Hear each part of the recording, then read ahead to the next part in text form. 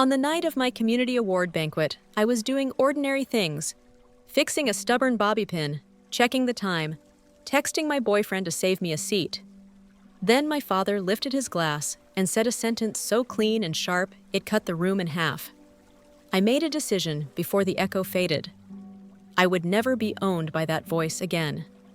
What happened after that toast is the reason I'm telling this story now, because once you hear what they planned for me, you'll understand why I walked away and never looked back.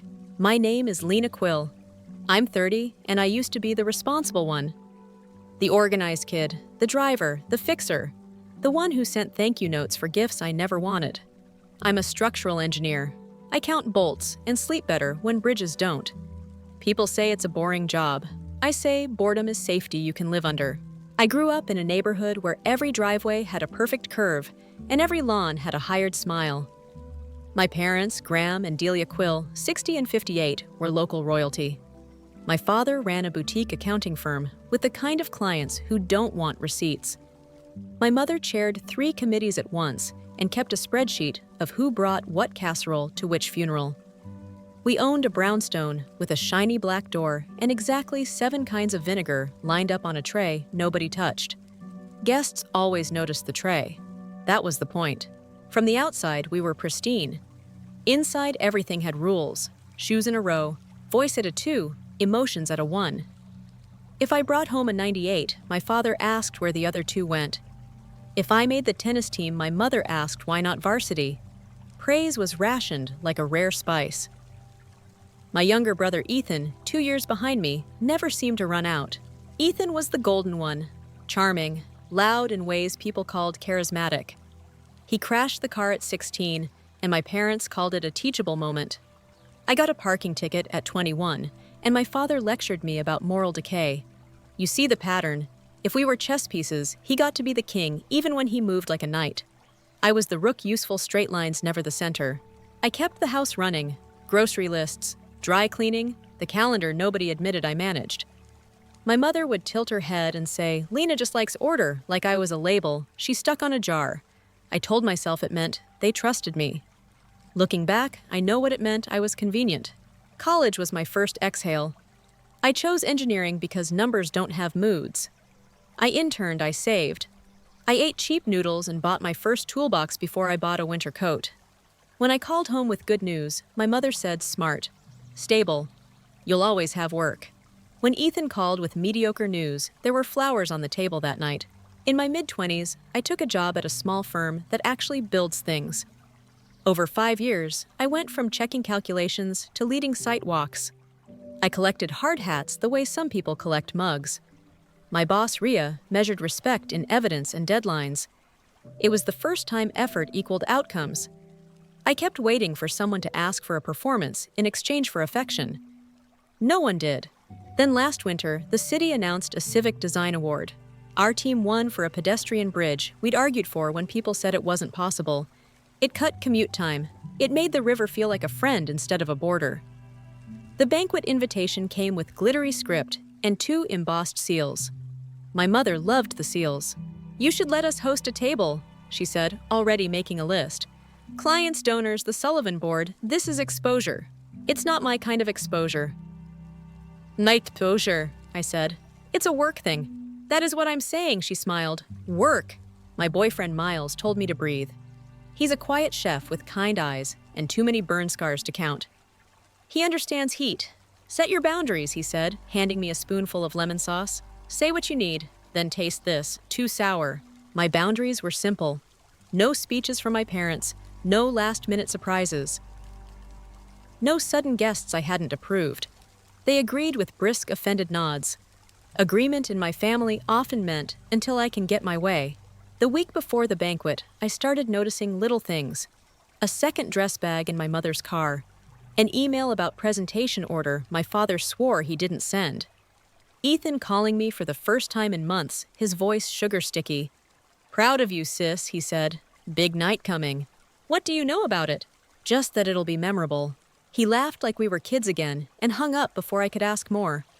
My stomach did a slow, heavy turn. I told myself to stop being dramatic. Then I remembered every time dramatic translated to accurate. The banquet was at the Linden House, a glass box over water, with lights that made the river look like spilled stars. I wore a midnight jumpsuit with pockets, because dignity should always have somewhere to put its hands. Miles squeezed my fingers as we walked in. Rhea beamed and said, "Let them talk. We'll keep building." My parents had a table near the stage. White lilies, place cards and looping script. An extra set of cards half hidden under a napkin. I lifted the napkin. Sullivan Trust and Ardella Foundation peeked back. 2 donors I specifically said no to. My throat went cold. "Mom," I said. "They were already coming," she lied without effort. "It would be rude not to seat them with us. You invited them. It will help, Ethan." My father added, like we were discussing the weather. "He's pitching a project." Of course he was. Of course my moment was a stepping stone to his. Miles looked at me. His eyes asked a question. "Do we leave?" I shook my head. Not yet. The award portion moved fast. The mayor mispronounced my last name. Rhea corrected him with a smile that could cut steel. Our team went on stage. The applause felt warm and honest. For 2 minutes, I believed this night could still belong to the work. We returned to our table. I lifted a glass of water. My father stood and tapped his spoon against his champagne. The sound was crisp and cruel in the quiet. He hadn't been asked to speak. He never needed asking. "Friends," he began, voice rich with authority. "You can't buy at a store tonight. We celebrate a bridge my daughter helped build. She's always been thorough, reliable. The kind of person you can trust to do what she's told." A laugh rippled from people who didn't know the edges of that line. My face stayed still. Inside, a small door closed. "She has had advantages," he continued, hand open to the room like a pastor. "A home that demanded excellence. A family that sacrificed. We guided her path because we know better than a girl can at 20 or 30. Rhea's hand slid onto my shoulder. Miles' jaw flexed once. My mother's smile never moved. "And yet," my father said, lifting his glass higher. There are times he paused as if searching for mercy and choosing something else we have wished we'd stopped at one child. It would have saved us so much explanation. Silence. Then a scatter of awkward laughter from people who misheard or wanted to. The words hung over the table like a slow leak of gas. I didn't blink. I didn't breathe. I looked at Ethan. He stared at his plate. Of course he did. You expect a scream, a wine toss, a scene. I did none of that. I set my glass down with care. I slid my chair back without a sound. I stood. My legs felt like new steel, still soft, but deciding who they would carry. "Lena," my mother whispered. "Sit." "No," I said. Calm, clear. The word felt like a key. My father smirked. "Don't be sensitive." I turned to the donors he'd smuggled in and gave them the only speech I owed anyone. "If you want a bridge that stands, hire the team who built this one. If you want a circus, call my family. I'm done performing." I picked up my clutch. I looked at Rhea. She nodded once. Miles was already up. We walked past tables of strangers who suddenly weren't sure where to put their eyes. The river outside kept moving like it didn't care about any of us. In the lobby, the air was cooler. My hands started trembling and then stopped like they remembered my name. Miles touched the small of my back. I could hear footsteps behind us, sharp, impatient. "My father." "Of course."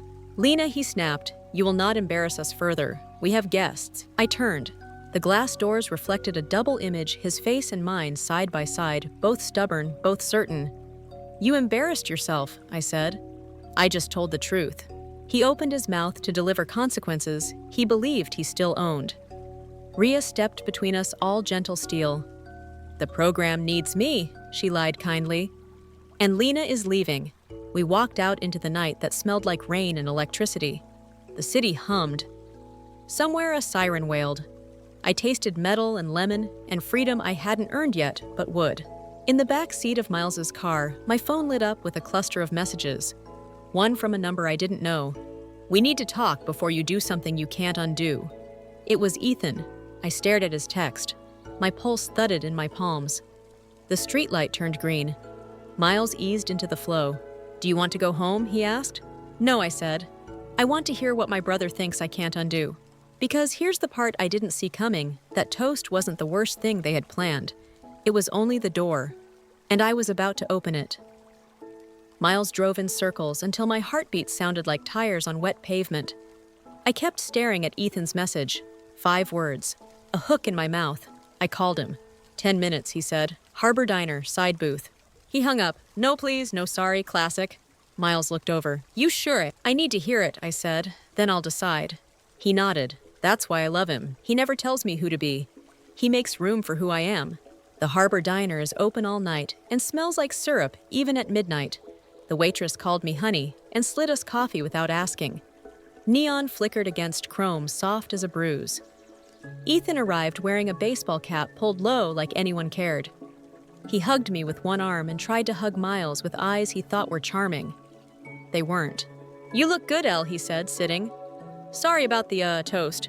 Dad got carried away. He didn't trip, I said. He marched. Ethan flinched, then smiled, still sharp. Say what you texted, I said. What can't I undo? He tapped the table. The rhythm was from our childhood tap-tap-pause signal for don't freak out. I braced anyway. Dad's in deep, he said. Deeper than we told you. The firm's extended. Donors dried up. A couple audits. We needed a win. Your bridge was a win. Tonight was supposed to lock in 2 more. Then you left. I left because he humiliated me, I said, in public. Ethan shrugged like that was weather. He misread the room. But listen, there's a project. There's always a project. This one is special. He glanced at Miles, then back to me. High rise on Alder. Fast timeline. Tight margins, but prestige. The backers want a name on the filings that says quality. Your name. My skin prickled. Absolutely not. It's already there. The diner hummed. The syrup smell turned heavy.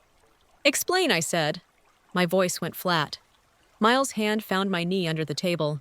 Ethan spread his hands. Paperwork. Dad looped it while you were busy with work. He had an old authorization. You signed years ago, remember, to help with the house refi when you were 22. It gives him power to act for you in defined professional capacities. Legal words. I stared at him. The memory arrived like a needle in slow motion, a pile of forms. My father's pen. Just initial he'd said, tapping little flags. Adult housekeeping. I was home for winter break and wanted to be helpful. Snow on the stoop, hot cocoa on the stove. I signed until my wrist cramped. I didn't read the fine print. I didn't know it could follow me into tonight. You're lying, I said, but I could hear the wobble. Ethan shook his head. I wish. He used that doc to e-sign some permit stuff. You're listed as engineer of record for Alder. I don't work on Alder. I've never seen a drawing. I know, he said, almost pleading. But the backers don't care. They want your reputation, your award, a nice article. It's leverage. Miles whispered, this is fraud. Ethan glared. It's a temporary arrangement. Once funding locks, we bring in someone else. You can step back. No harm. I laughed. It broke in the middle. You just told me my name is glued to a tower I've never reviewed. It'll be fine, Ethan said. The contractor's solid. Dad vetted them. Dad's clients, I said, hate receipts. The waitress brought fries. None of us touched them. Ethan leaned in.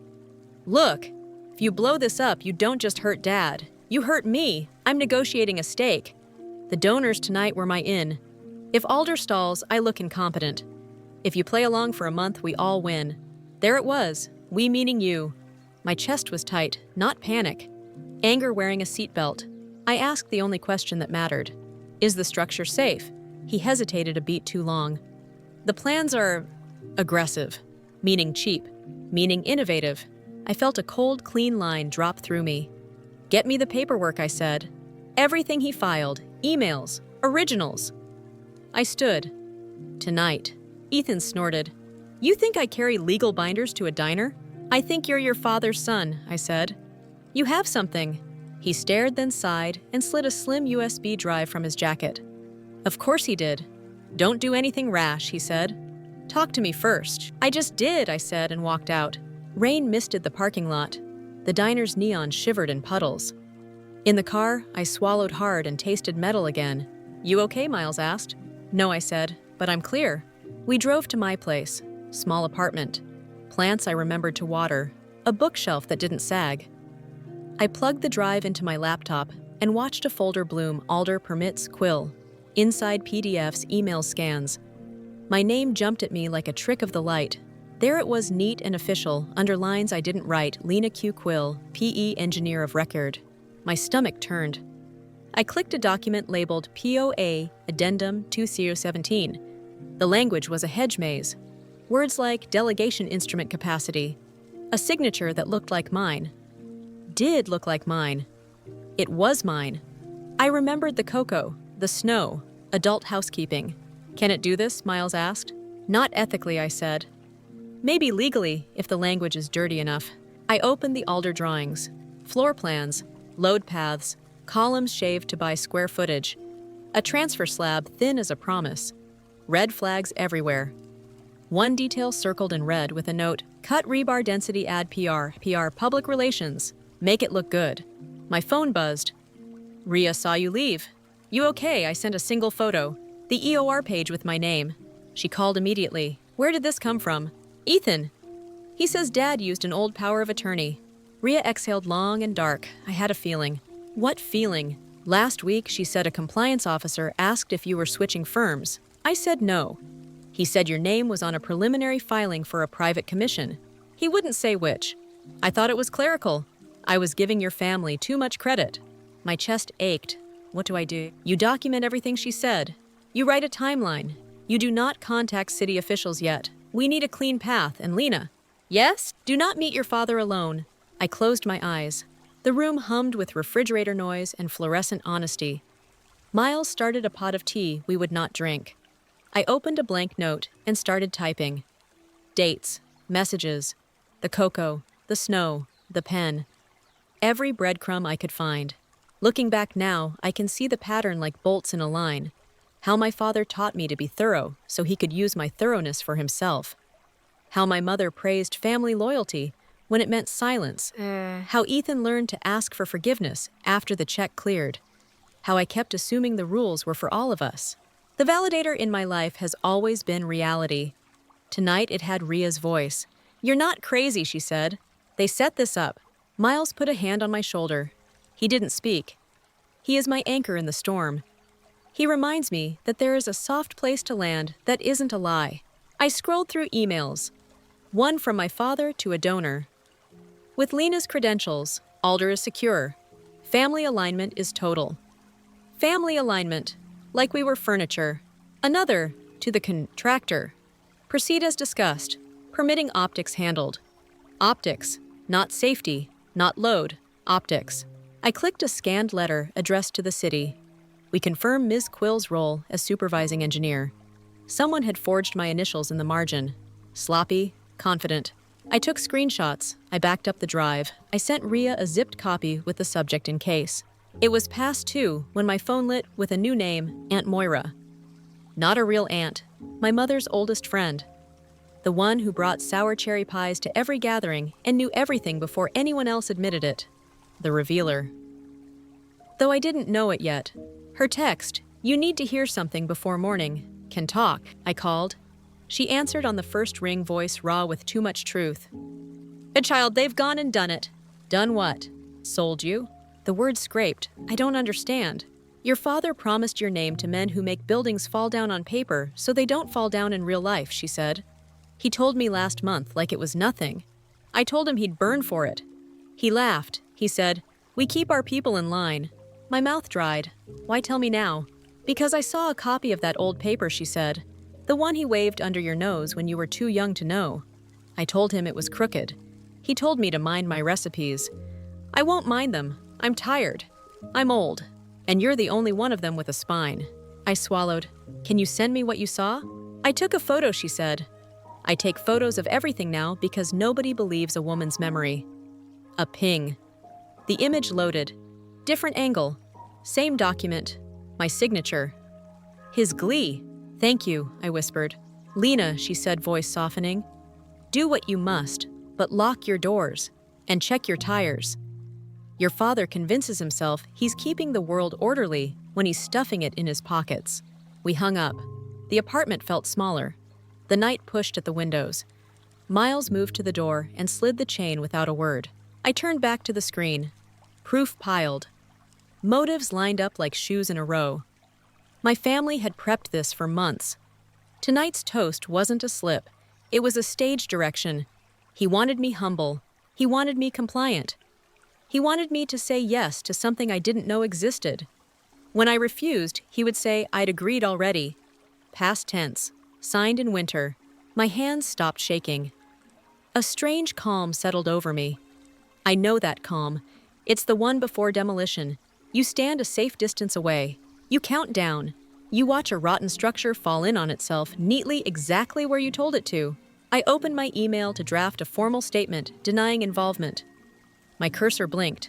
I stopped. Ria's warning echoed. Not yet. I needed leverage. I needed the right sequence. Miles sat beside me. What's the move? I want the original document, I said. Not a scan, not a photo. The one with ink. And I want whoever notarized it. How do you get it? I ask nicely, I said. And if that fails, I remind a few people what happens when a bridge fails, and the city asks whose name authorized the math. He nodded slow, and Ethan. He gets one more chance. Then he becomes a witness. I sent Ethan a message. Bring the original POA addendum to my office at 9. Alone. If Dad shows up, I walk to the city. He replied within a minute. Okay. Alone. Don't do anything dumb. Dumb in our family meant honest.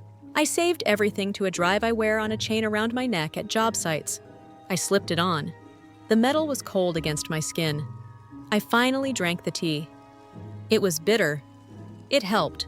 Sleep found me for an hour, and then left me in the gray before dawn. In that hour, I dreamed of the bridge we built. In the dream, the water rose.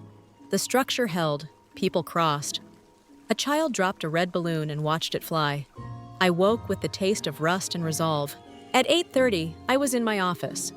Ria came in with 2 coffees and a look that said I brought backup. Behind her was Noah, our compliance lead. He's gentle until a document lies. Then he grows teeth. Let's see it, he said. 9 o'clock ticked, then 5 passed, then 10. At 12 past, the elevator dinged. Ethan stepped out alone, no cap, no swagger. He held a manila envelope like it might bite him. He shut the door behind him and looked at Ria and Noah. They have to be here. Yes, I said. He swallowed and set the envelope on the table. This is the copy Dad keeps in the safe, he said. He trusts me with the code. Of course he does, I said. He thinks you're him. Ethan flinched. Ria slid on gloves and lifted the document.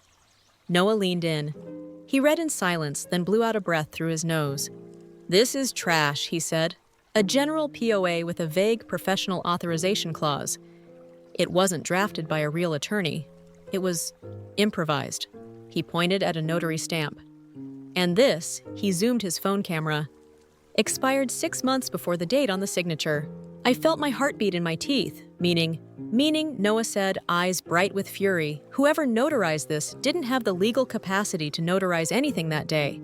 This isn't just unethical, it's defective. Ethan's face went pale. He said it was tight. It's loose enough to fall through, Noah said. I looked at my brother. Did you know? He looked at the carpet. I knew he was fast. I didn't know he was sloppy. Ria set the paper down. We'll take certified copies, she said. Then we'll return it. We don't want to be accused of theft. Ethan's mouth worked. Are you going to the city? I didn't answer him. I answered myself. We're going to do this right. He sank into a chair. If you blow this up, he'll cut me off. You're 30, I said. Cut yourself on. He stared at me. For a second, his face softened. I saw the boy who took my side when a teacher accused me of cheating because my answers were too neat. Then the mask slid back on. He'll ruin you, he whispered. He already tried. Noah stepped out to make a call. Ria squeezed my hand. Miles's text popped up. Lunch later or war rations delivered. I almost smiled. I looked at the envelope again. At my almost legal consent. At the stamp that lied. At the neat curve of my name pulled out of winter. This was creeping suspicion no more. The path ahead was visible. Evidence, then exposure, quiet first, then loud if needed. I looked at Ethan. Tell me something true, I said. One true thing. He rubbed his eyes. Dad didn't just want your name for Alder, he said. He promised you for 2 more projects. A stadium renovation, a hospital wing. I went still. A hospital.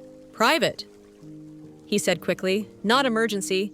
VIP suites. He said you'd be honored. The room tilted. There are places you don't cut corners. Bridges, hospitals, anywhere a person trusts a structure to hold while they sleep. Get out, I said too softly. He stood. Get out, I repeated. He left. The door clicked. I didn't cry. I didn't shake. I felt aligned. Ria's voice was quiet. Next move. We get the notary on record, I said. Then we give them a chance to fix it without fire. If they refuse, we light the match. Noah came back. The notary is a friend of your mother, he said. She runs a stationery shop. She'll talk. She thinks she did you a favor. Of course she does. In my family, favors are traps dressed as gifts. I gathered the copies. I put the envelope back into Ethan's hands when he returned for it without touching his fingers. He looked at me like a stranger. Maybe I was. Good. On my screen, the alder drawings waited. Numbers don't care who you love. They only care about physics. I care about both. We locked the documents in our safe. Ria looked at me. You're leading, she said. We follow. I nodded once. The elevator dinged again. The day outside was bright, indifferent, unbelievably normal. Somewhere, someone was buying a coffee and texting a joke. Inside, I chose a direction. Because the funny thing is, when you've spent your life being the responsible one, everyone assumes responsibility means compliance. It doesn't. It means you carry what others drop. It means you stop the fall. I picked up my phone and dialed a number I hadn't used in years. The compliance officer who'd asked about me last week answered on the second ring. Hi, I said. This is Lena Quill. I think my name has been used without consent on a project that can't afford mistakes. I want to make it right. I could hear him sit up. Paper rustled, the first domino tipped. And as I spoke, a message flashed across my screen from an unknown number. If you take one step, the past comes out. I didn't pause. I didn't ask who. I finished my sentence. I hit send on the email with evidence attached. The sky outside was still blue. The bridge we built still stood. The river kept moving, and my story was only beginning to reveal what it had been holding all along. The threat sat on my screen like a snake. If you take one step, the past comes out. I didn't delete it. I didn't answer. I saved it with the rest. I called the compliance officer I'd emailed. His name was Marcus Patel. Calm voice. Careful words. I've received your materials, he said.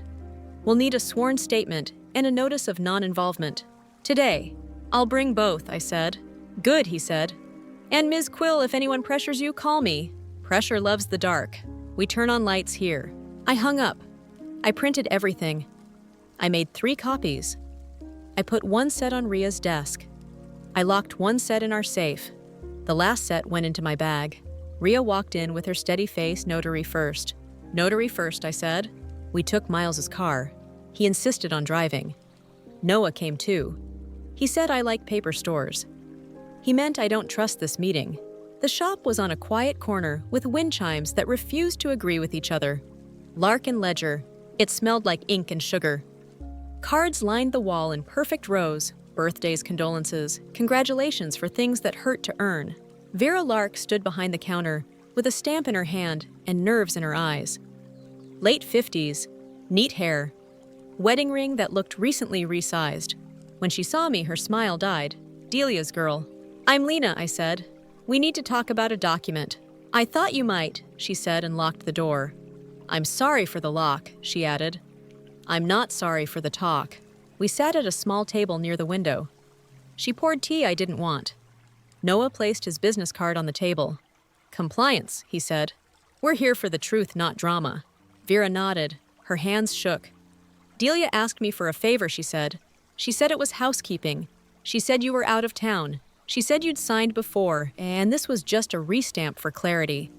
I told her my commission had lapsed. She said she'd handle that. Then she slid the paper over and looked me in the eyes, like she always does when she's asking you to do something you'll regret later. Did you stamp it? I asked. I did, she said. I stamped a thing I should have refused. It was wrong. It is wrong. I've barely slept since. My throat burned. Who else was there? Graham, she said. And a boy from his office, Harper Vale. He signed as a witness. He looked like he wanted to disappear. Ria wrote the name. Can you show us your notary journal for that day? Vera hesitated. Then she reached under the counter and brought out a ledger with worn edges. She turned pages with care. There it was. January 8th, 2017. Names, notes, a stamp number with 2 digits transposed. A line for signer present marked no. Noah's jaw clenched. May we take a photo of this page? Vera slid the book closer. Take 2, she said. Take 10. I'm going to the state board myself. I'll own what I did, but I won't let them pretend this was clean. I took the photos. My hands didn't shake. I'd done enough shaking. Why did you do it? I asked, not unkind. Delia said it was for family, she whispered. I grew up saying yes to those words. I'm trying to unlearn it. Me too, I said. We thanked her and left. The wind chimes argued as the door closed. Outside, I breathed in cold air that felt earned. Back in the car, my phone buzzed again. Same unknown number. Still sure it could check Quill Consulting, 2019. Ask your friend at the IRS for a transcript. Berlin was nice. My scalp prickled. Berlin. Miles frowned. Have you been to Berlin? No, I said. I haven't left the country in 5 years. Noah was already typing. I can request a wage and income transcript, he said. If someone filed a Schedule C in your name, it'll show. A Schedule C, I repeated, for what? He looked up, for Quill Consulting. The car felt smaller. I pictured my father's hands adding columns that turned lies into lines. Ria put a palm on the seat back. Breathe, she said. We'll follow the paper. Back at the office, Noah used his secure portal. Government websites always look like they're apologizing. He clicked through. He waited. He clicked again. Then he sat back and let out a low whistle. There's a 2019 Schedule C for Quill Consulting, he said. TIN matches your SSN. Gross receipts $78,000. Travel expenses $9,000. International conference in Berlin. My stomach went cold. I didn't file that. I know, he said. Who signed? A preparer named N. Barton, he said. Same firm that does Graham's clients. The filing address is your parents' office. Ria's voice went quiet. This is identity misuse with tax exposure. And leverage, I said. They plan to hold this over me. Miles clenched the back of my chair. We fix it. Noah nodded. We amend with the IRS. We file an identity theft affidavit. We loop in a tax attorney I trust. We don't spook the preparer yet. I pressed my palms flat on the desk. We also add it to the motive file. He smiled without humor. Oh, it's already in bold. Another text came through. Say hello to Jay Rivera at Alder. He knows which bars got cut. No number, no name, just breadcrumbs. Jay Rivera, I murmured. Ria was already on the contractor's site directory. Javier Rivera, she said. Rebar foreman. Day shift at Alder. Let's go, I said. Now, Miles asked. Now, I said. We put on boots and hard hats. We grabbed safety vests. If I was going to deny involvement, I wanted my eyes on the skeleton they were dressing in my name. The Alder site rose from a block of cleared earth, like it wanted to impress someone who wouldn't look too closely. Fencing rattled. Flags snapped. A crane turned its slow head. The sky was a hard blue that made everything look honest. Gravel crunched under my boots. I loved that sound. Today it sounded like warning. We checked in at the trailer. The superintendent, Kurt Lemming, greeted us with a smile that didn't touch his eyes. Engineers, he said. Always a pleasure. I'm not your engineer, I said. He blinked, then recovered. Of course, of course. Walk safely. We stepped onto the slab. Concrete cured in neat squares. Rebar stuck its rusted tongue out where tomorrow's pour would be. I crouched and counted. Number 4. Bar where I knew the loads called for 6, ties feet wide, corners bent too sharp. Ria crouched beside me. See it! I see it, I said. A man in a fluorescent vest watched us with interest. Late 20s, sharp eyes. Name patch J. Rivera. I walked over, Javier. He nodded once. You're Quill. I'm Lena, I said. I don't work on this job. My name does. I need to know what they changed.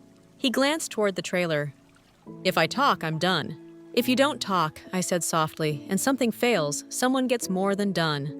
He studied my face. Then he took off his gloves and rubbed his palms like he was washing the day off. They swapped specs after Biddy said. Change orders. Value engineering. Same song. Lighter bar, wider spacing. Less shear tie. Less rebar at the coupling beams. It'll stand if the wind behaves. If the math gets stressed, it'll scream. Who signed the change? He blew air through his teeth. Your father's contractor liaison, Henley Rells. He says your firm is fine with it. We're not, I said. He nodded like he'd expected that. Inspector comes once a week. He's not blind. He's guided. Guided, Noah repeated. Bye. Javier tipped his head toward the trailer. A clipboard with a list of what not to ask. Do you have photos, I asked? Before and after. He hesitated. Then he thumbed through his phone and showed me an album tagged Alder Cyril. He documented everything. Couplers, splices, bars that stopped shy of their intended home. He knew where a structure hid the truth. Respect rose in me like heat.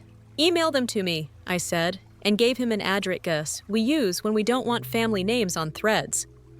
He sent one test image. It arrived like a flare. He grinned despite himself. You're fast, he said.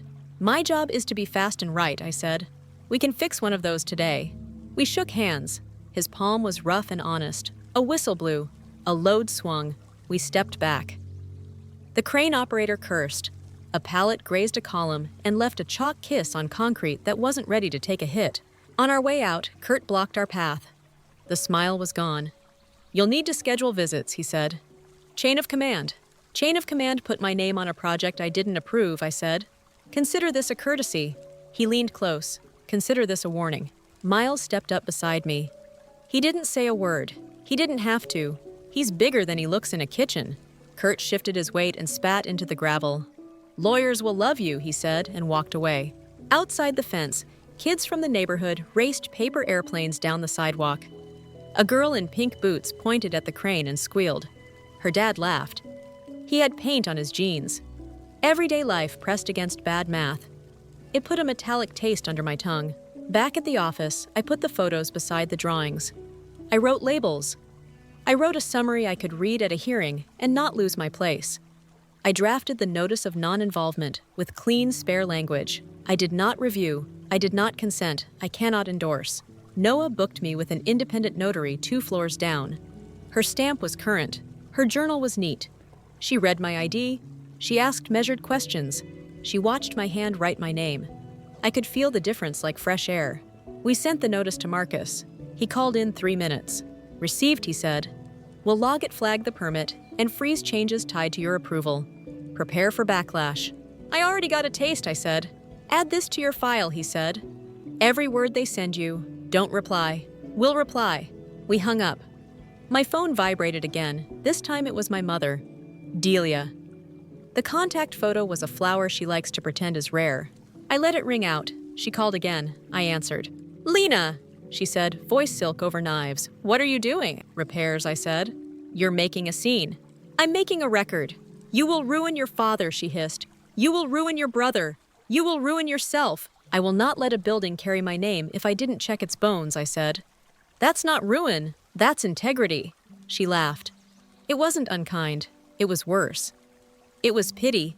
You think the world cares about your clean hands? The world cares about outcomes. I know, I said. That's why I'm doing this. Silence.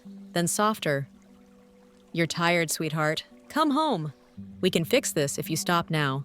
You can fix it by telling the truth, I said. Start with Vera. Move to Harper. End with Dad.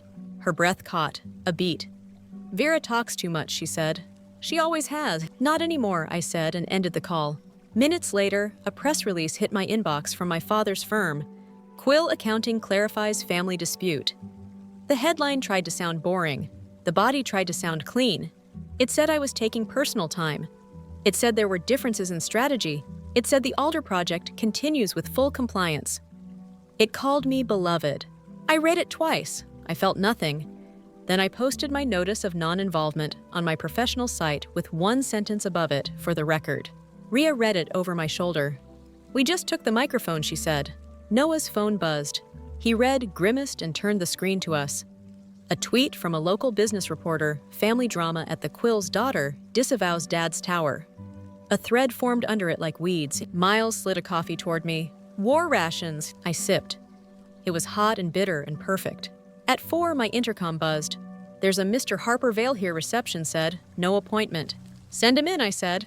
He entered like a man walking into water he feared was too cold. Mid-20s, shirt too big, eyes that didn't know where to rest. He held a brown envelope, like it had told him a secret. I shouldn't be here, he said. But you are, I said. Thank you. He sat, he didn't take off his coat. He slid the envelope across the table as if it might explode. I copied what I could, he said. Then I deleted the prints from the queue. He thinks the printer jammed. What is it? Noah asked. Ledger pages, Harper said. For Quill Consulting, the dummy entity. It's a funnel. They used your SSN because they had it from everything. There are reimbursements coded to Berlin Summit and Alder Hospitality. Your name's on both. You weren't on either. My skin crawled. Who coded them? I did, he said miserably. He said it was temporary. He said he'd clean it later. He said if I asked questions, I wasn't a team player. Why bring it now, Rhea asked, kind. Harper swallowed. Because I was there when Vera stamped. And I was there last week when your father practiced the speech he gave tonight. And I was there when he said, if Lena makes noise, we bury her in taxes. He laughed. I felt sick. I went to the bathroom and threw up and decided to be a person. Good decision, I said. He blinked like he might cry. Then he didn't. He pointed at the envelope. There's one more thing, he said. A list. 2 more projects he promised your name to. A stadium refresh. And a private hospital wing. He told the donors you were already on board. He forged your initials on a preliminary scope memo. I scanned that too. Noah took a slow breath, like someone who just found the leak he'd been smelling for an hour. We can work with this, he said. I opened the envelope. Pages and pages, column headings, dates, vendor names I recognized as my father's circle. My own name in lines I never wrote. In the back, a memo with my fake initials. The curves were almost right. The pressure of the pen was wrong. The signature told its own story, a person who'd practiced me. Harper, I said, are you safe? He gave a tiny laugh. I'm an entry-level accountant with student loans, he said. Safety is a concept. Do you want counsel, Rhea asked. We can connect you. You'll need protection if you blow the whistle. He looked surprised. You'd help me. You just helped us, I said. That's how decent people work. He nodded once hard. Okay. Noah left to scan and log the documents. Rhea walked Harper out. Miles squeezed my shoulder. You're doing it, he whispered. You're turning on the lights. After they left, I sat alone with paper that hummed like electricity. I thought about my mother's voice saying, outcome. I thought about Javier's careful photos. I thought about Vera's shiver. I thought about a little girl in pink boots who wants to like cranes without being afraid. My phone lit again. Unknown number. Cute. You found Harper. Next up, ask Aunt Moira about January '09, the fundraiser. Let's see if you like that past. My stomach dropped. Aunt Moira, the revealer who started this turn. January 2009. I was 14. Ethan was 12. The fundraiser. Memory moved like a shadow at first. A church hall with folding tables. A money box with a slit in the top. Adults laughing. Kids playing tag in the coat room. Then clearer an argument in a side hallway. Ethan and 2 boys from his class. A fistful of bills. My voice. Put it back. His voice. Don't be boring.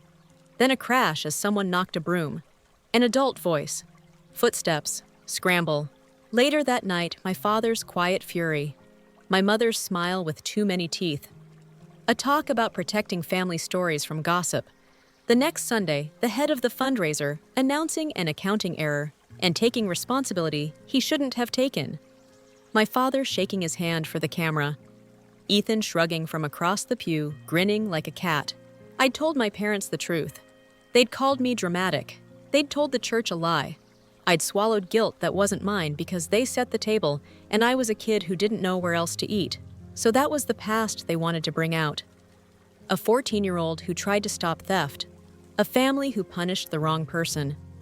If they leaked it now, they'd twist it. They'd say I started the rumor. They'd say I wanted attention. They'd wave photos. They'd point at the man who took the blame and call me cruel for reopening old wounds. I sat very still. Then I stood up and called Aunt Moira. I was waiting, she said. January '09, I said. Tell me what you know. I know everything, she said. Because I counted the envelopes and I saw the gap. And I watched your father count his blessings out loud. And I'm done pretending I heard wrong. Will you go on record? I will, she said. I've got photos. I've got the email where I asked questions and your mother told me to let it go for the community's sake. I won't let it go. Thank you, I said. Lena, she said soft now, don't let them make you small.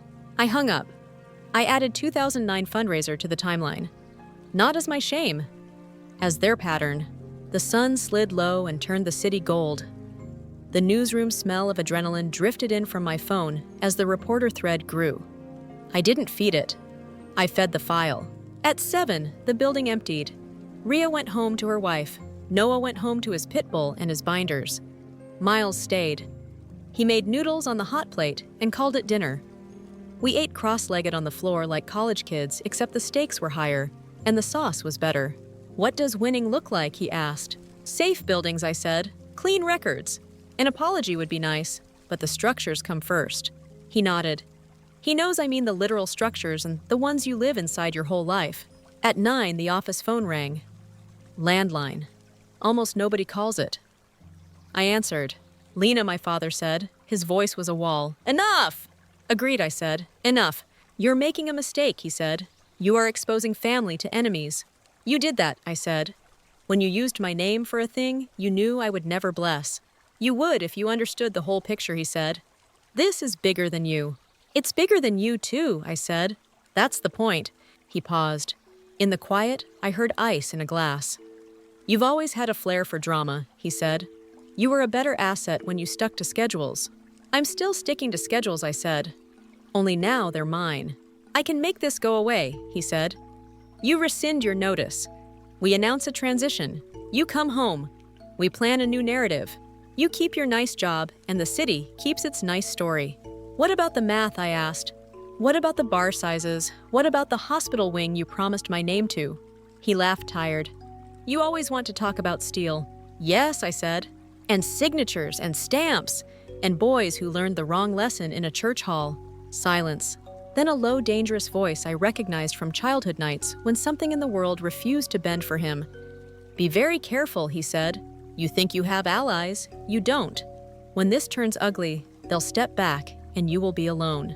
I've been alone in rooms you built my whole life, I said. This one is better. I hung up. My hand shook for the first time since morning. Miles watched me breathe and didn't fill the air with words. We packed up. We walked to the parking garage. The air smelled like oil and old rain. I checked my tires. All 4 looked fine. No nails, no cuts. I exhaled and then caught a glint under the driver's side. A small black box magnet clipped to the frame. Miles crouched. He pried it loose. He turned it over. GPS tracker, cheap, effective. We stared at it. He raised an eyebrow. Paranoid or prepared? Both, I said. We tossed it in a trash can on the corner and kept walking like we had nothing to hide and everything to show. Back at my apartment, I set alarms. I backed up the backups. I put the drive around my neck on the nightstand like a talisman. Before sleep, I opened Javier's test email. He'd sent 10 more photos with a short note. I have a daughter, he wrote. She likes pink boots. Do what you're doing. I closed my eyes. The river in my head kept moving. The bridge we built held. The new tower shook a little, even on paper. In the morning, I would file the sworn statement. I would sit with Marcus and watch him log evidence. I would call Harper's lawyer.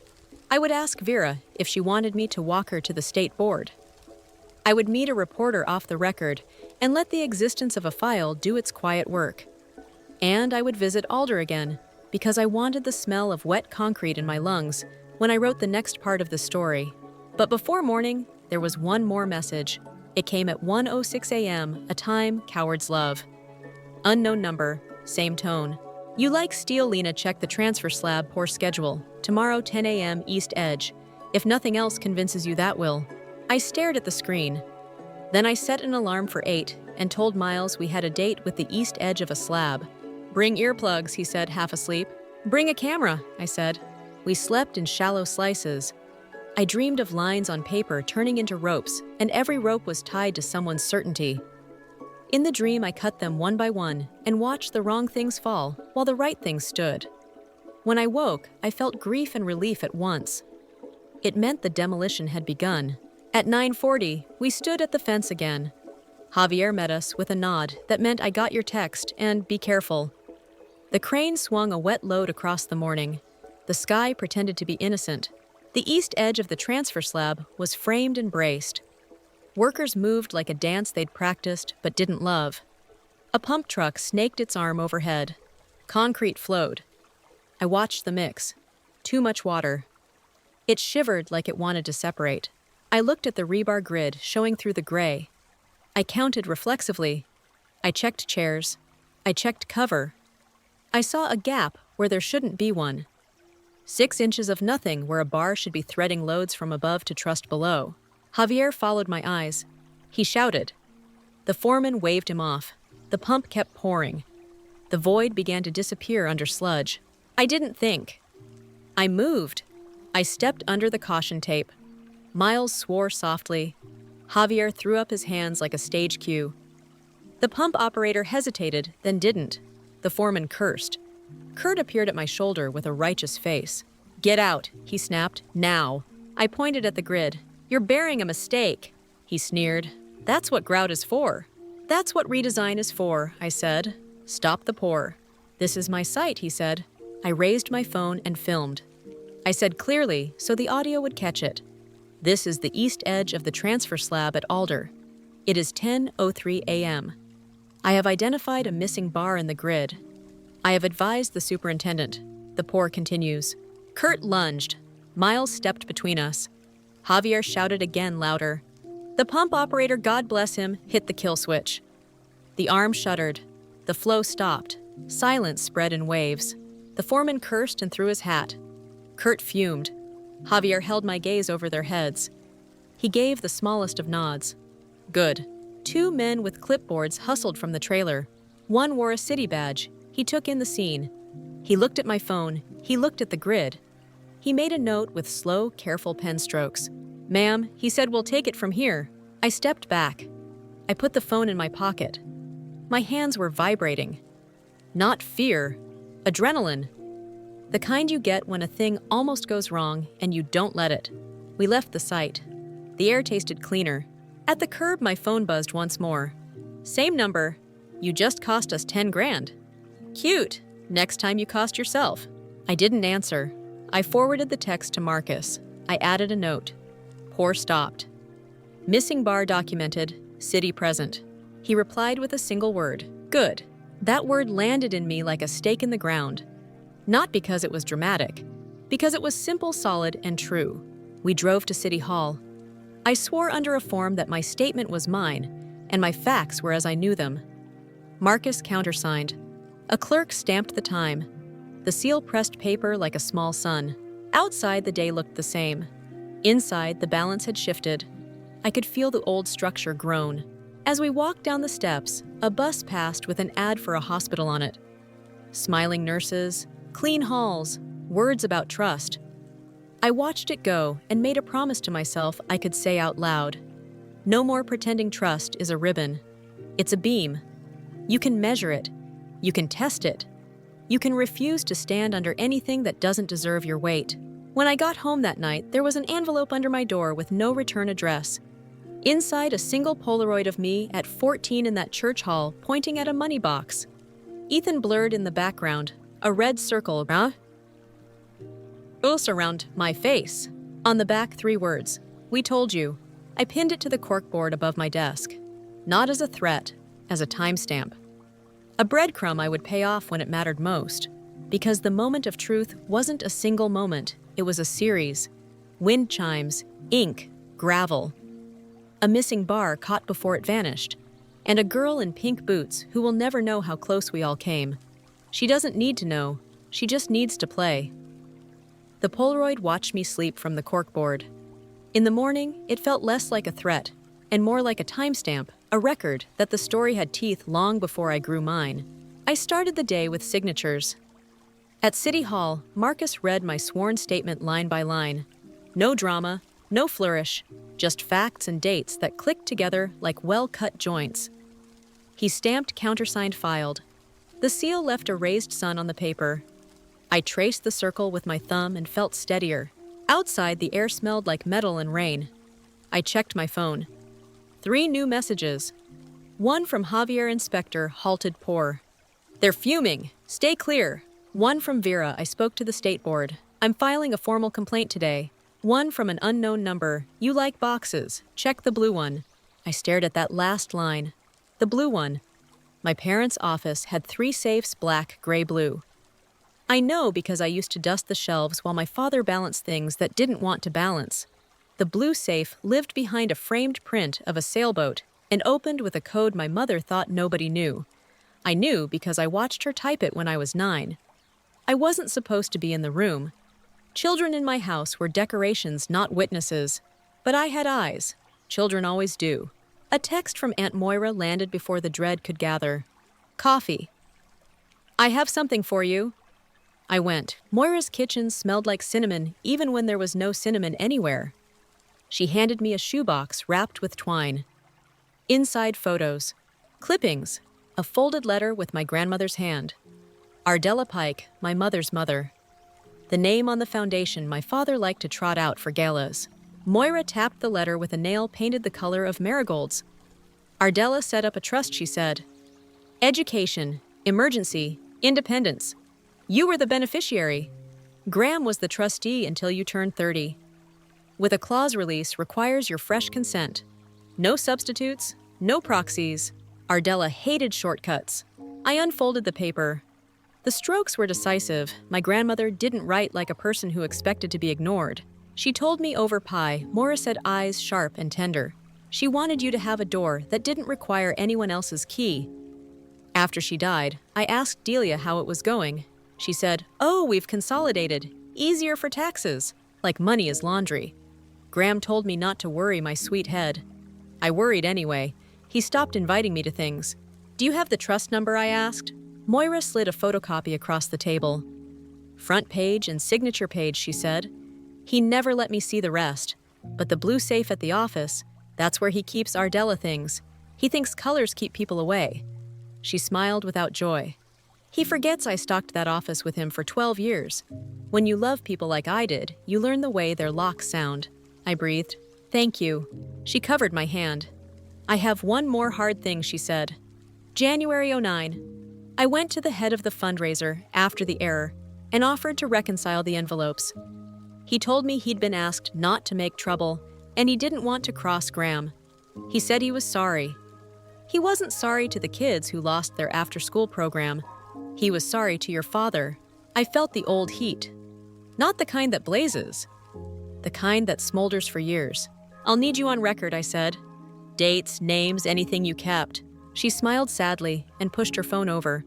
"I keep everything now. Photos, emails, voicemails. If men are allowed to be historians of their own legends, we can be historians of their patterns." I left with the shoebox under my arm and a plan clicking into place. If the blue safe held the original trust amendments, the ledgers, or proof of the fake consulting entity that was the Heartwood. I didn't need the safe itself. I needed what it hummed around. I called Harper.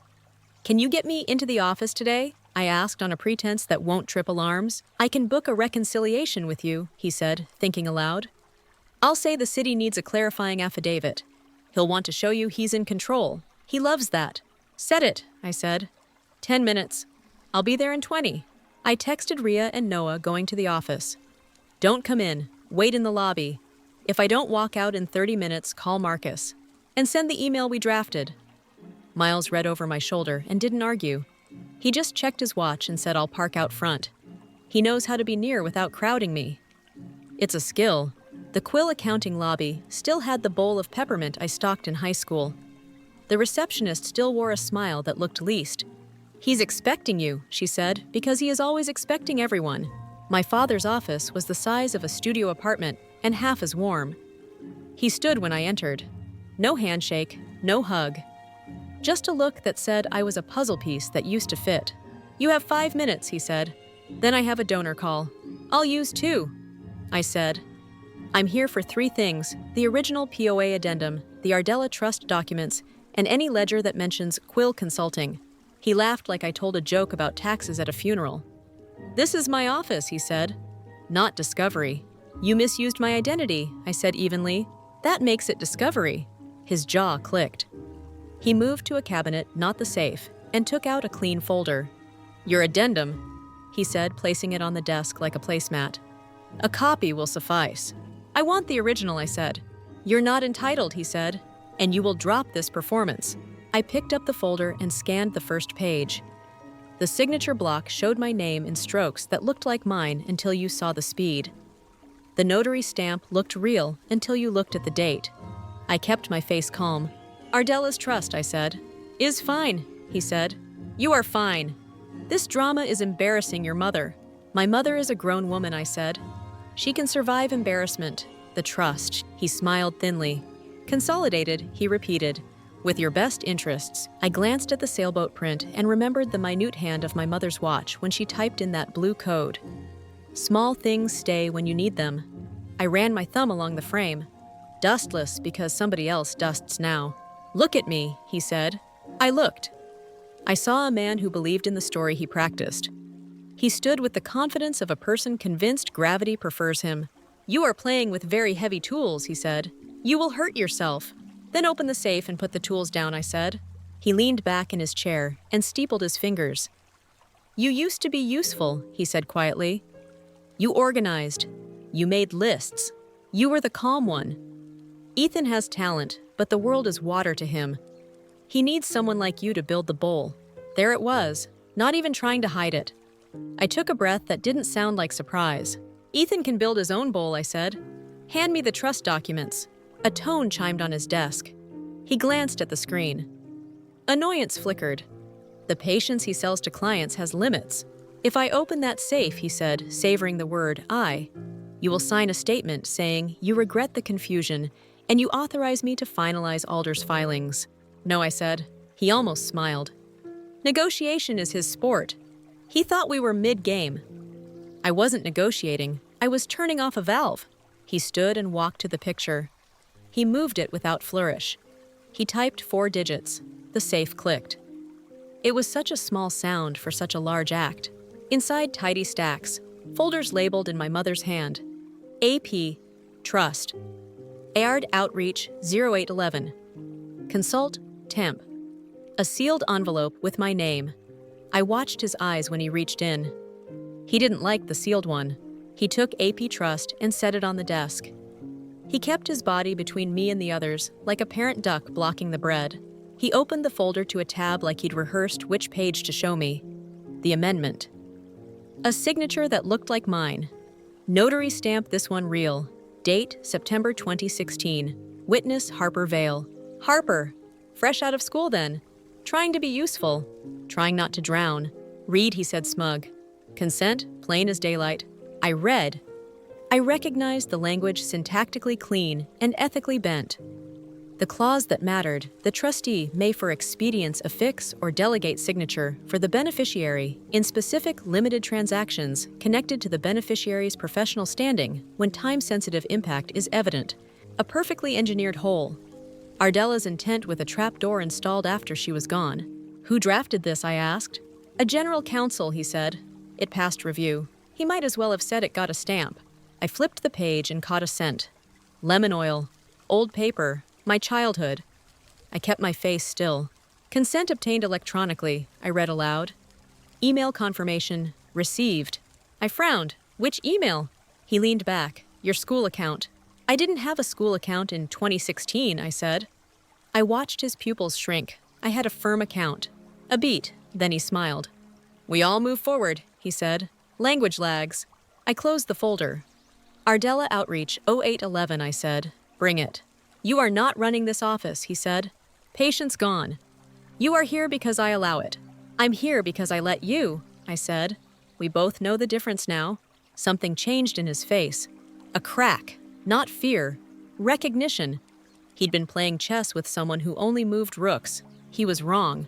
I'd learned diagonals. He slid ARD Outreach 0811 onto the desk with a little more force than necessary. The binder clip clicked. Inside disbursement schedules. Recipient names. Community Center reconciliation paired with eQuil Ed support. Outreach winner dinner refunds paired with Berlin Summit advisor retainer. The money moved like a shell game. Intentions shuffled until you forgot to count. I took photos with my phone fast and clean. His eyes tracked my hands. He didn't reach to stop me. He thought he didn't need to. He thought weight goes away if you pretend it's decorative. What's Consult Molush Temp? I asked, eyes still on the numbers that told the truth and the lies at once. He shrugged. Short-term engagements. With my name, I asked. Under your brand, he said, pleased with his phrasing. You weren't using it. Miles would say a thing like that deserves a pan dropped on a tile floor. I kept my kitchen quiet. I stood and reached for the safe. He moved to block me. I stepped sideways. We ended up close enough to smell each other's choices. His cologne, my clean sweat. Move, I said, calm, clear. He didn't, so I didn't move either. We stood there like a bad painting. Time stretched and then snapped. He stepped aside first. Not far, just enough to make it seem like a favor. I opened the safe and took the Consult Temp folder. Inside invoices, schedules, spreadsheets with my initials typed by a person who thinks font can carry guilt. Copy them, I said, holding them out to him like a ritual that would absolve neither of us. His lips thinned. You don't get to give orders in here. You set a tracker on my car, I said, because even if he didn't physically attach it, it had his handwriting on it. You sent a photographer to a church in 2009. You e-signed my name on a tower with too little steel. I'm done asking. I'm documenting. A flicker. Then he reached past me, took the folder back, and pressed the intercom. Harper, he said. Bring the scanner. Harper entered a moment later, pale as paper. He didn't look at me. He set the scanner on the credenza. He fed sheets with the careful hands of a person trying to touch fire without burning. When he finished, I held up my phone. He pointed at the QR code. The files landed in my inbox with a soft chime. Thank you, I said to Harper. He swallowed. You're welcome, he whispered. My father closed the safe and slid the picture back over it like nothing had happened. He straightened the frame like tidiness was morality. This visit never occurred, he said. It did, I said. You insisted on refreshments. He didn't smile. Neither did I. At the door, I paused. Graham, I said. Not Dad. One more thing. If you leak that fundraiser story, leak all of it. Who took the money? Who told a good man to take the blame? Who moved funds from a program into your pet projects and called it community? If you leave out a piece, I'll supply it. Do not test me, he said softly. You will lose. I already lost, I said. That's how I learned to count. I walked out. My hands didn't shake until I hit the elevator. Then they did, and I let them. Miles was waiting on the curb. He handed me a bottle of water and a look that asked 100 questions and let me answer none until I could. Blue safe, I said. Everything.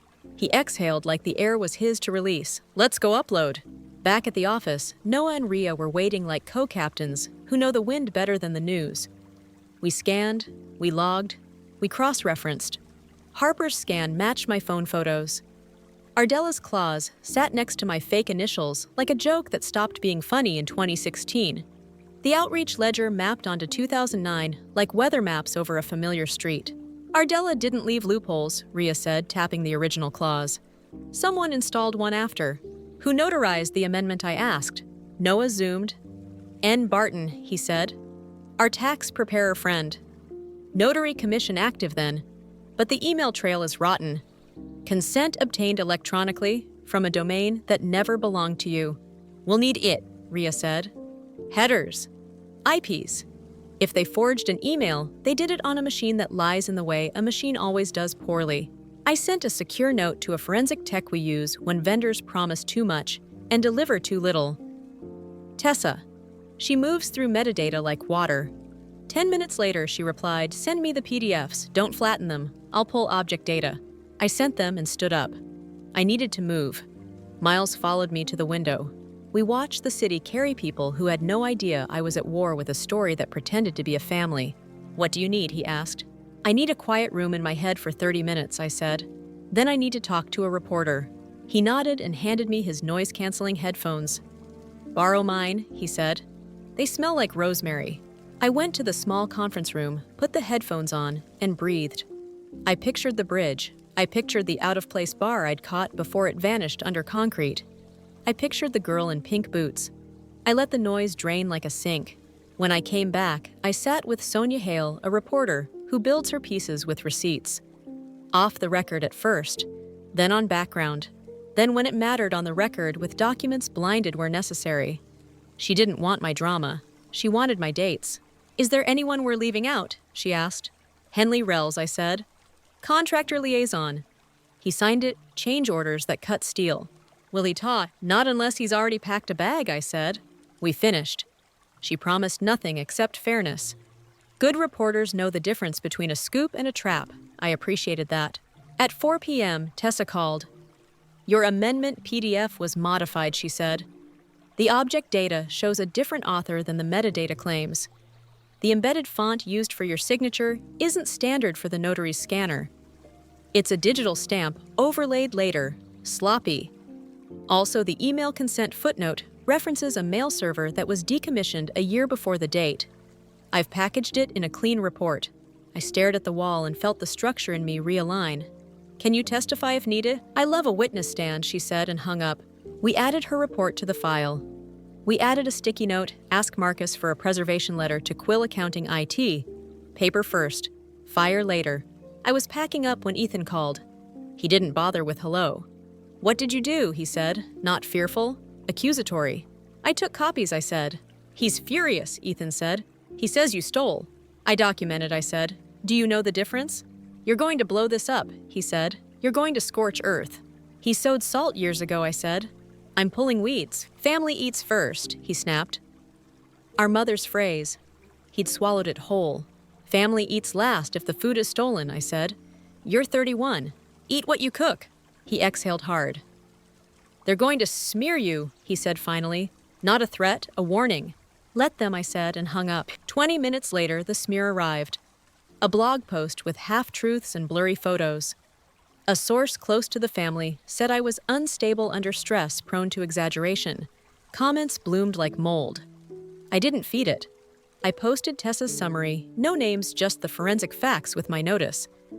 Then I went for a walk around the block and practiced not apologizing for existing. When I got back, a courier was waiting with a manila envelope. No return address. Inside a letter from a law firm representing Sullivan Trust.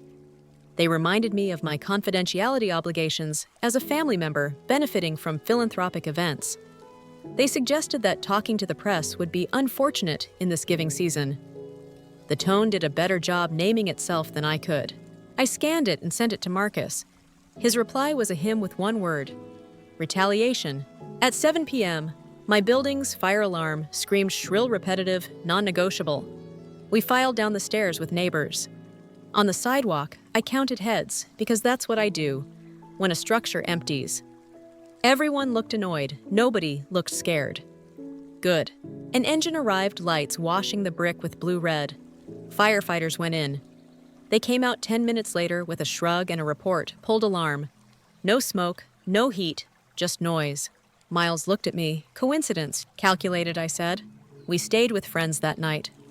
I sent my address to nobody.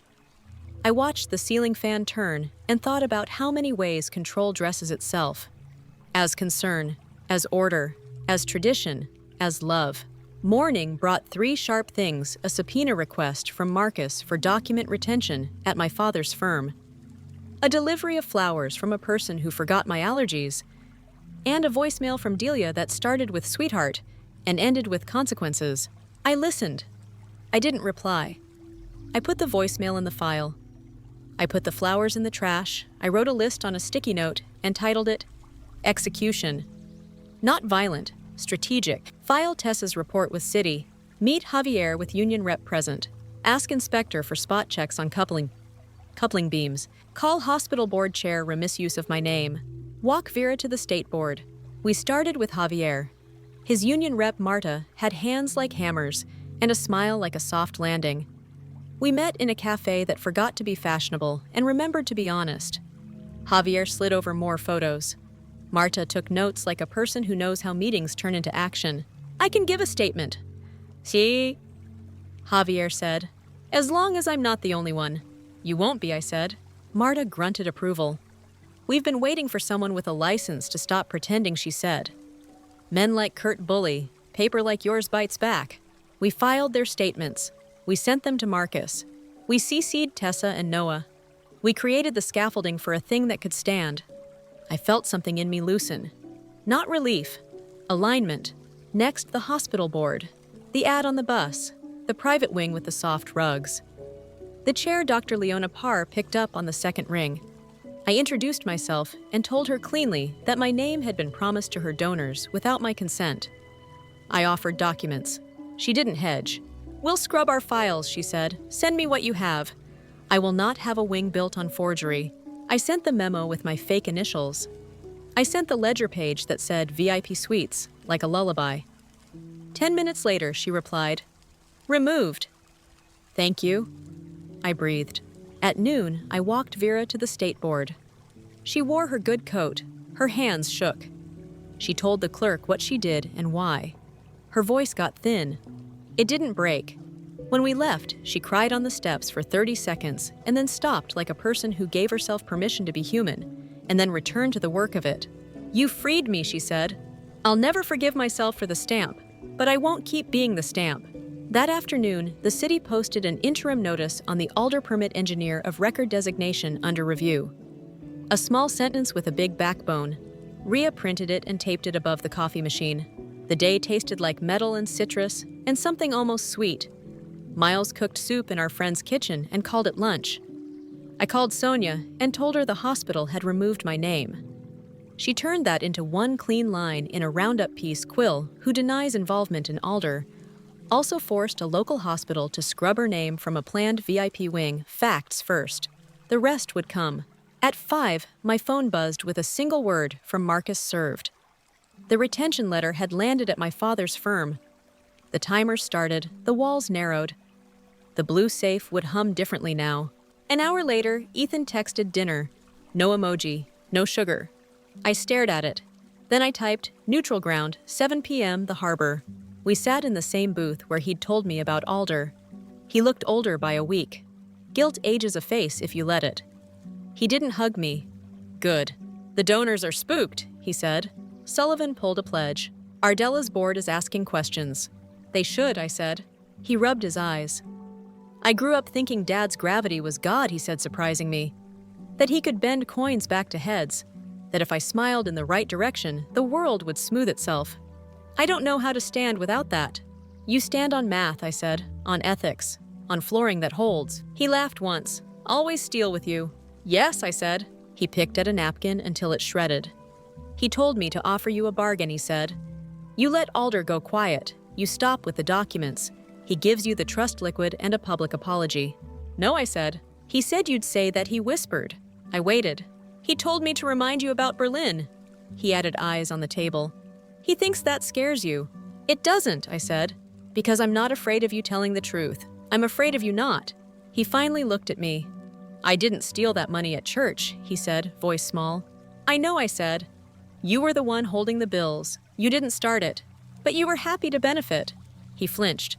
"Ethan," I said softer now, "you can do one right thing. Tell the inspector what Henley told you to cut. Tell Sonia what Kurt threatened.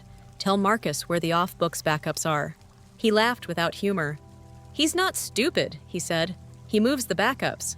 He's not as careful as he thinks," I said, thinking of fonts and stamps and a QR code landing in my inbox.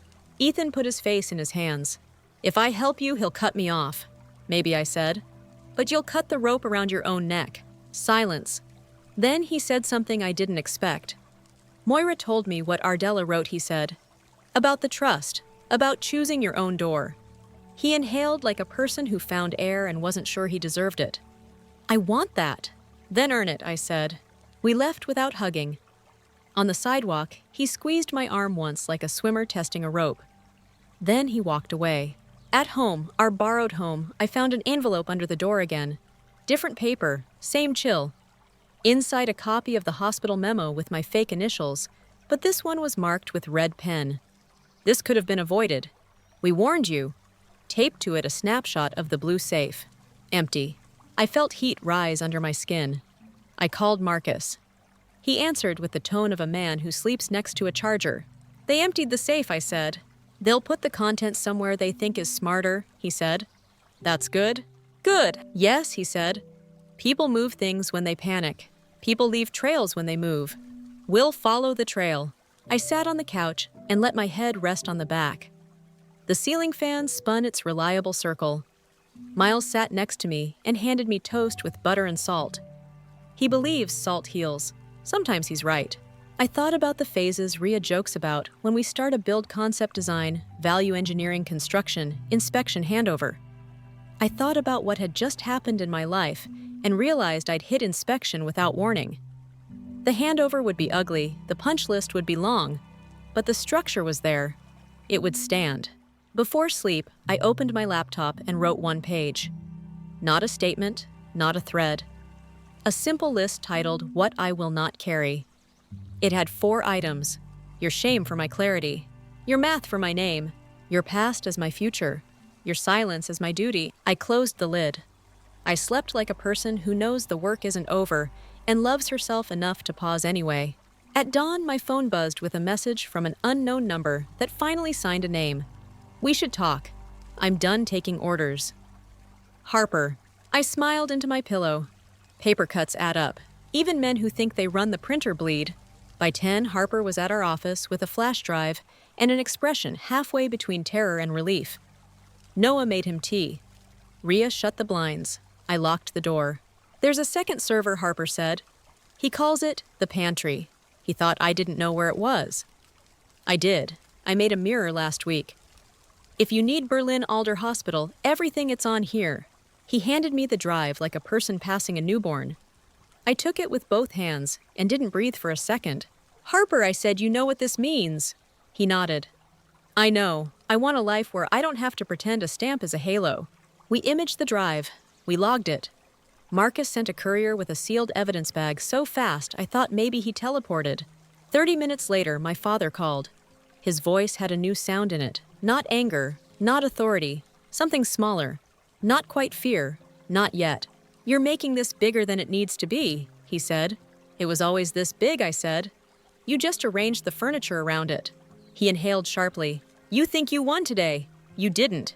"I didn't win," I said. "The city did. The building did. The truth did. I just stopped being the broom." He hung up. That felt like something too. In the afternoon, Sonia published the piece. Not a hit job, not a smear. A clean arc built on filings and quotes from officials, and 3 on-the-record documents. My notice Tessa's analysis, and the interim permit freeze. She didn't mention 2009. She didn't need to. The present was enough. The comments were still a jungle. That's the internet. But woven into the noise were notes from people who build things. "This is why we stamp," one said.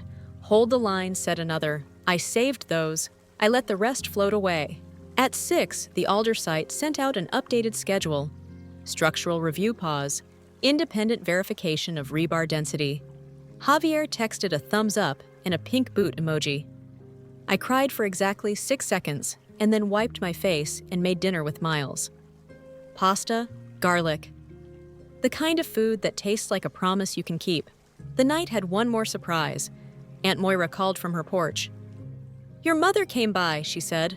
She brought a pie and a warning. She told me to stop feeding your narrative, or she'd cut me out of her life.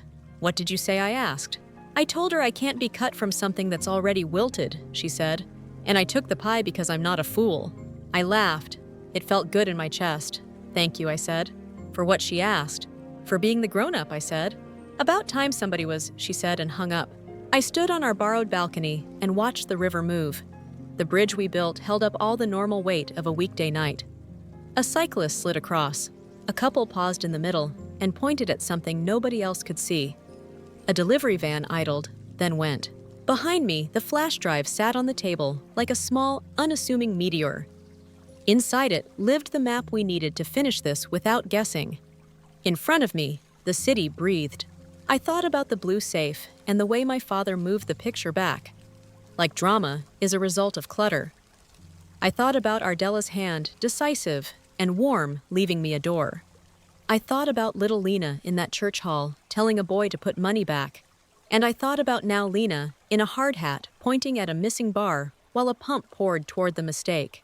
We were the same person. It just took me this long to stand in the middle of the room and say it out loud. Tomorrow would be louder. Subpoenas, board meetings, more texts from numbers that run out of ways to threaten and begin to repeat themselves. And somewhere on a block of busy steel, a union rep would stand next to a foreman and count bars without wincing. That was enough for tonight. I put the flash drive in our office safe, the one that doesn't hide behind art, and sent Marcus a single line. Blue safe emptied, pantry mirrored, more tomorrow. He replied with a sentence that felt like a hand on my shoulder. You've moved us from suspicion to proof. Rest, so I did. For a few hours, I gave my heart the quiet it had earned. And when I woke at 3 to a new text from that same anonymous number, you think you've seen all the ledgers, you haven't met Delia yet. I didn't freeze. I smiled into the dark, because of course my mother has a ledger, and of course I am coming for it. The text said you haven't met Delia yet. I met her every morning of my childhood. Pearls, lists, a smile that filed down arguments. But the message wasn't about the woman, it was about the book she kept. I woke before the sun and wrote 3 lines on a sticky note. Find the ledger. Preserve the ledger. Make the ledger speak. Then I set my phone to record the day and called my team. Marcus answered at once. Morning. I'm ready for Delia, I said. I've drafted a preservation letter for the Ardella Foundation, he said. Board records, donor logs, grant disbursements, personal notes used for governance, everything. Ria joined the line. We'll need a witness when we serve it, she said. Preferably someone who remembers how those books were kept before Graham arrived. Aunt Moira, I said. She's already dressed, Moira said on cue. She was on the other line. And yes, I know where your mother hides her remembering. Where I asked. In plain sight, she said, like always. We met at a cafe that ignored trends. Strong coffee, straight chairs. No reclaimed wood, pretending to be humble. Moira slid a thin folder toward me. Inside a photo of my mother's pantry. Baskets, labeled bins. The tray of 7 vinegars I always resented. Behind the tray, a cookbook, sauces and preserves. Green spine, bent corner. A loop of string around it like a belt. She keeps a book inside a book, Moira said. Ledger pages tucked in the hollow she cut from the center. I remembered the weight of that cookbook when she once asked me to wipe it. Heavier than paper, heavier than recipes. We can't just go take it. No, Marcus said. But we can demand anything used for foundation decisions. If she used notes housed in that book to steer grants or donors, it's governance. It's reachable. And if she tries to move it, Ria asked, then she proves it's relevant, Marcus said. We drove to the Ardella Foundation, together, me, Marcus, Ria, and Moira. Miles followed in his car and promised to keep his face pleasant. He knows I fight better when I can look over and see someone who isn't performing power. The Ardella lobby smelled like lilies and old money. A wall of donor names in brushed steel glowed under soft lights. The receptionist offered water. I declined. The words in my mouth needed room. Delia sweeps in polished and unbothered. Marcus serves a preservation letter. We move to the boardroom.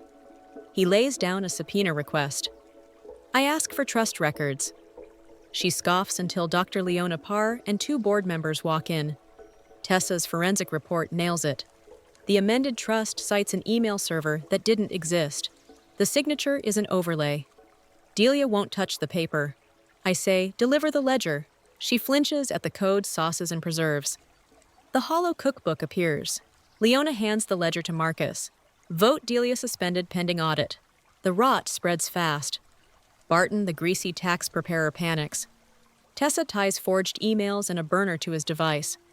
Okafor posts a stop work order at Alder. A fake phone OK from me is exposed as amateur metadata fraud. Back at my place, Delia arrives alone with a small black notebook, hers. She admits she bent rules, moved money, protected outcomes. I tell her testify. She agrees. We push. Subpoenas fly, ledgers, copied complaints filed. The city installs an independent EOR. The foundation goes public with an audit. Donors stay for truth. Graham tries spin and threats. Judges prefer paper. A white envelope points us to a bank box. Inside, Ardella's letter, and the original trust, clean, witnessed no delegate clause. The parallel amendment collapses. What follows is repair, not theater. Bad pourers, removed rebar, counted approvals rebuilt. Barton cooperates. Henley pleads. Kurt learns silence. Delia testifies and resigns. I decline EOR, open a small firm, keep my name light. On my wall, 4 beams. Tell it while it's small. Stop the pour if you must. Stamp only what you've held. Choose the door Ardella left. Question for anyone standing by the fence. If you hear concrete flowing over a lie, will you step under the tape and stop it?